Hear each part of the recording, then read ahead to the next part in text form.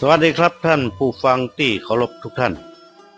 ผมเล่าเรื่องเกี่ยวกับคนเมืองของเฮามาเป็นร้อยกว่าตอนแล้วครับเล่าสลับกันไปเป็นตำนานพ้องนิทานศาสนาวัดศาสตร์สลับกันไปมาวันนี้ก็ถึงคิวศาสนาซึ่งผมก็มาอ่านตำนานมูลศาสนาผมมันนึกได้ว่ายังบ่ได้เล่าถึงตำนานวัดพระธาตุหริพุนชัย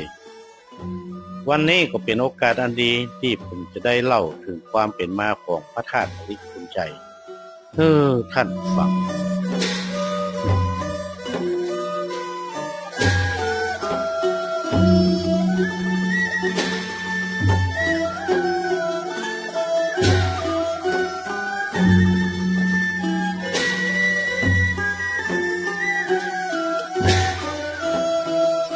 เมื่อพระพุทธเจ้าปรินิพพานไปแล้ว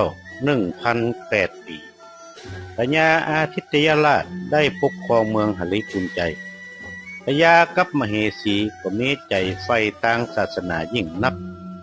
วันหนึ่งได้ฟังธรรมจากมหาเถระเจ้าก็เก็บไปคิดไปไข้ควรดูทั้งสองก็ตัดสินใจขายปราสาทที่ประทับแล้วเอาทรัพย์สมบัติเหล่านั้นมาซื้อบาทกับจีวรถวายแก่คณะสงฆ์เหล่านั้น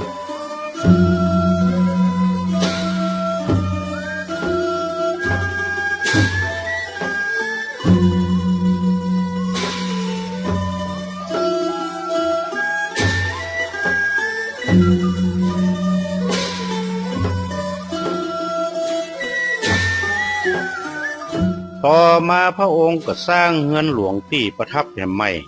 พร้อมกับห้องบังคลหรือห้องส้วมเมื่อเรือนหลวงเสร็จดีแล้วพญาก็พร้อมนางปทุมวดีมเหสีก็เข้าสู่เรือนหลวงชาวบ้านชาวเมืองก็ถวายพระพรชัยด้วยเสียงกึกก้องฉลองจื่นบ้านกันทั่วหน้ามีดนตรีแต่สั่งขับกล่องซุบสำราญยิ่งนักพอถึงเวลาจะเข้าห้องพระบังคลหรือเข้าส้วม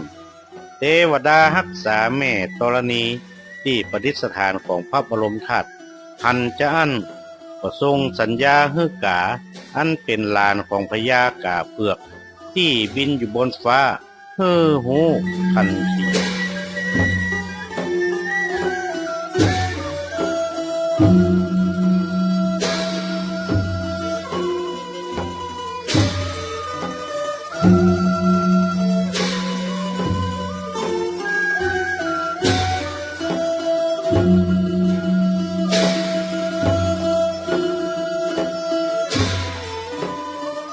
กาตัวนั้นหันพญาอาทิตยราชจะไปห้องบังคลก็ขี้ลงมาใส่หัวพญาก็แงนขึ้นพอบนฟ้าหันกาตัวหนึ่งก็กล่าวว่าสู่เอากาสู่เอากาบกองอ้าปากกาก็ขี้ใส่ปากแหมครั้งหนึ่งแล้วก็บินหนีไปพญาก็โกรธยิ่งนักสั่งแก่เสนาอมาตย์เจ้าบ้านเจ้าเมืองทั้งหลายว่ามูสูไปยับโอกาสตัวนั้นมาฮื้อได้ว่าอัน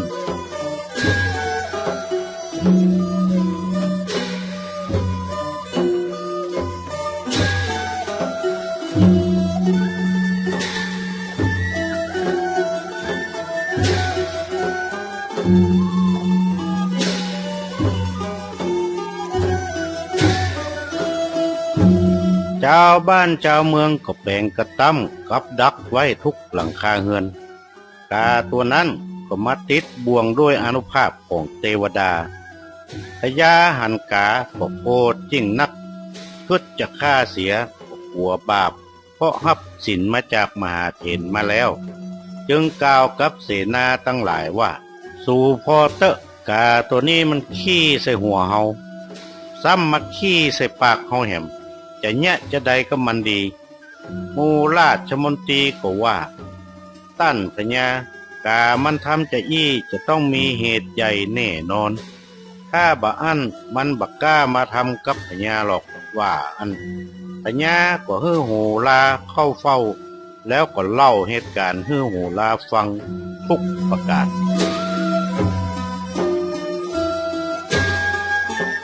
ฝ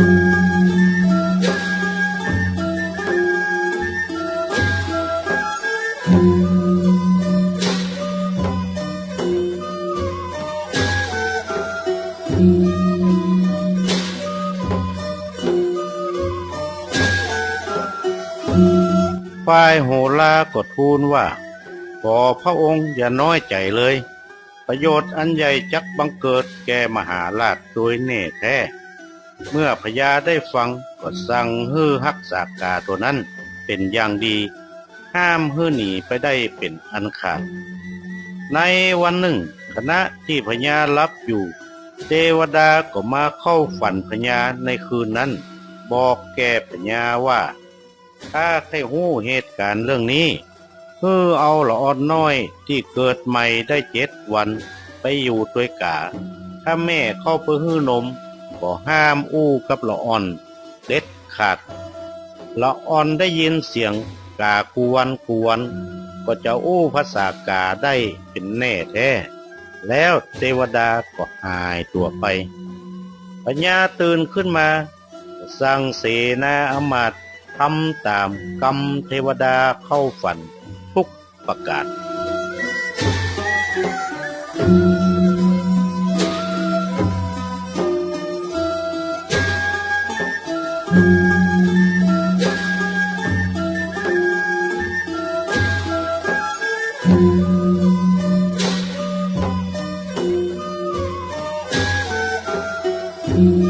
ละอ่อนน้อยอยู่กับกาตัวนั้นได้6 ปีกับ1 เดือนก็ฮู้ภาษากากับภาษาคนได้ถึง2 ฝ่าย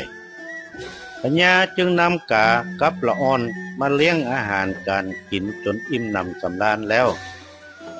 เอาเสนาอมาตย์มานั่งฟังพร้อมหน้าพร้อมตากันพญาก็ถามกาพานละอ่อนน้อยว่ากูเข้าห้องบางคนจะได้มึงมาขี้ใส่หัวใส่ปากกูกาก็อู้พานละอ่อนน้อยว่าห้องพระบรรพลที่เจ้าเหนือหัวจะเข้าไปนั้นตั้งลุ่มเป็นที่ประดิษฐานพระบรมธาตุของพระพุทธเจ้าผู้ของข้าคือพญากาเผือกที่อยู่ป่าหิมพานต์ปุ้นบอกแก่ข้าว่าอัน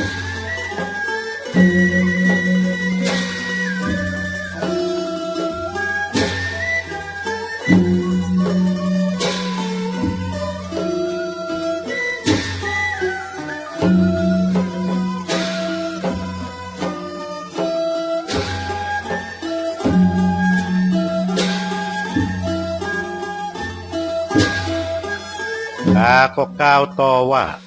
ถ้าท่านพญาใครหู้เหตุการณ์นี้ก็จงปล่อยข้าจะพลิกไปบอกแก่พญากาเผือกมาเล่าเหตุการณ์ฟังเมื่อพญาได้ฟังอย่างนั้นก็สั่งให้ปล่อยกาตัวนั้นเพื่อนำข่าวสารไปบอกแก่พญากาเผือกหู้ทุกประการท่านผู้ฟังที่เคารพครับเรื่องราวหมู่นี้มีในตำนานมูลศาสนาของคนเมืองเฮาผมคงจะได้เล่าในคราวหน้าก่อนจากกันในวันนี้ผมขอฝากคำบอกเก่าเอาไว้ว่าแมวบ่ฮื้อหน้ามาบ่ยี่เขี้ยววันนี้ผมนานวาดขอวาดวางลงเต้าอี้เต้านี้แหละสวัสดีครับ